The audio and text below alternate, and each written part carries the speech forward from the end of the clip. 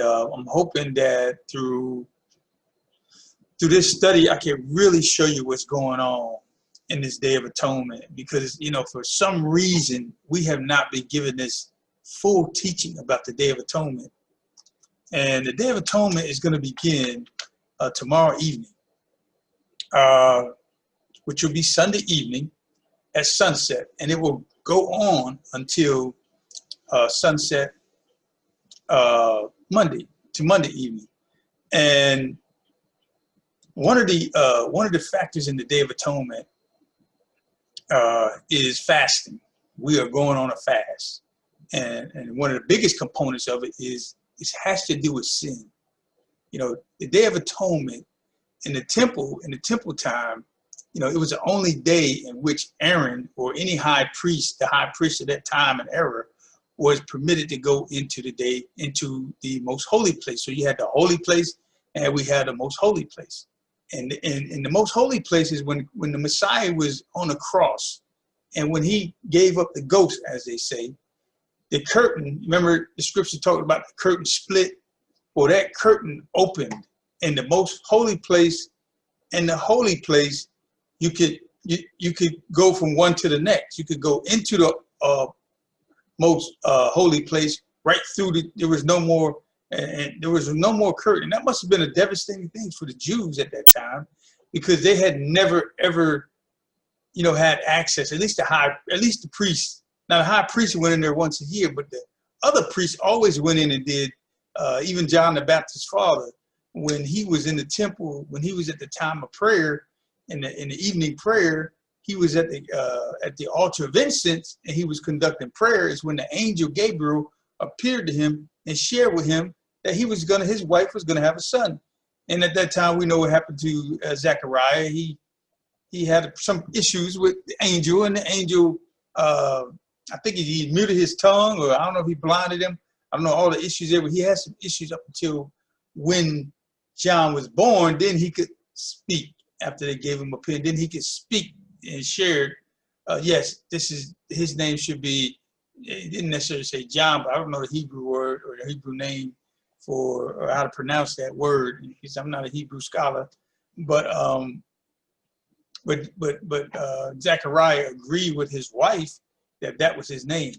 So I mention that because I'm talking to you about the most holy place and the holy place. And at that time, at John's birth, we still had the curtain that separated the holy place from the most holy place. And I think when the Messiah was crucified, I'm quite certain that those priests and high priests, I mean, we don't see anything going on in the scriptures about it, but it was very much an issue in their mind and in their hearts and in their spirits, because there had to be some type of conviction going on, because how else are you going to justify over the next 40 years? Because remember, the temple was tore down in 70 AD. Over the next 40 years, how are you going to justify the Day of Atonement? When the high priest has access to it, what do they do? Fabricate a medium place? And the scripture tells us that the Messiah became our entry into the most holy place. So they didn't accept the Messiah. So I don't know how they fabricated that. I don't have any idea. There's no historical writings on it that I've been able to glean or been able to find. But what's interesting is what I want to share with you today is in the chapter 16. It's very interesting. There's a word in that ritual that somebody translated that word. Now in the original King James, it's still in there. And I'm going to see if I can find the original King James on the computer here and show you the word and the name of the goat called Azazel. Now they use the word scapegoat, but I'm gonna tell you, hidden. That's a hidden word. Satan, and maybe the Father has hidden this in the scriptures. I'm not sure. The Father has hidden it. I know some people have really tampered with the word, and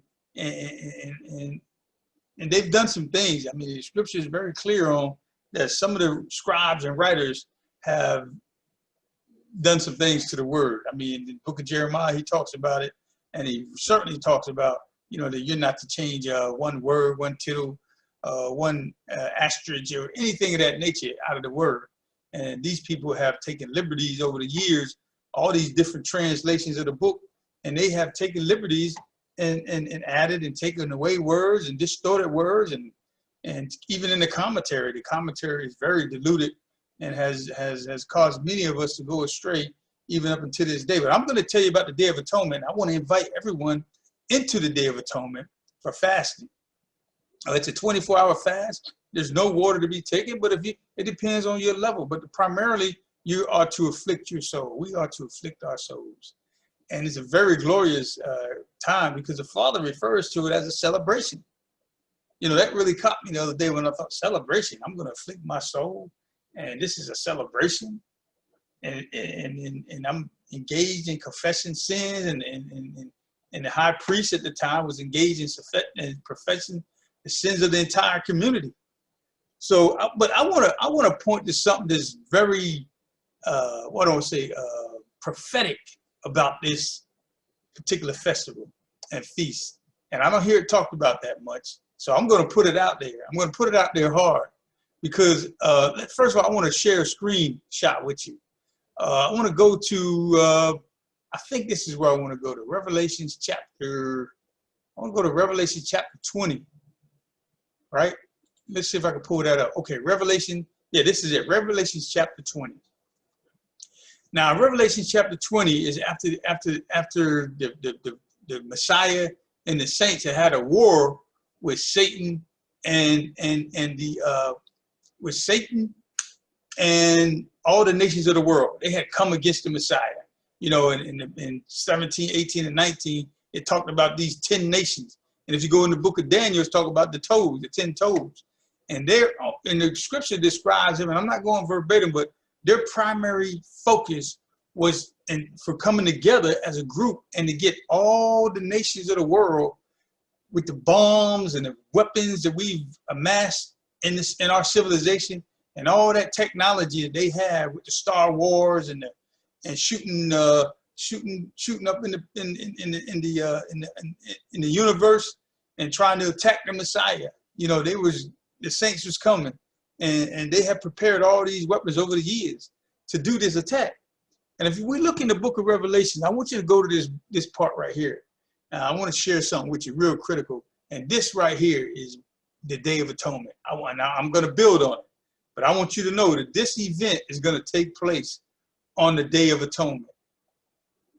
Listen to this. And I saw an angel coming down out of heaven, having the key to the abyss, holding in his hand a great chain. He seized the dragon, that ancient serpent who is the devil, or as you want to have it, Satan, okay, and bound him for 1,000 years.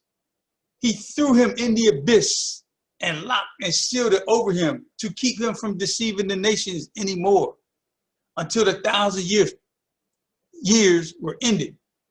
He must be set free for a short time. Now, after the 1,000 years, it's telling us that he'll be set free for a short time. Now, when you go to verse 6, then you drop down to verse 7, 8, and 9, it talks about that period of time. But I just want to deal with this Day of Atonement. This Day of Atonement, which is, when this happens, then you could go further to verse 4, 5, and 6, where it talks about the saints. We're going to come with the Messiah and rule on the earth. Verse 6, blessed and holy are those who share in the resurrection.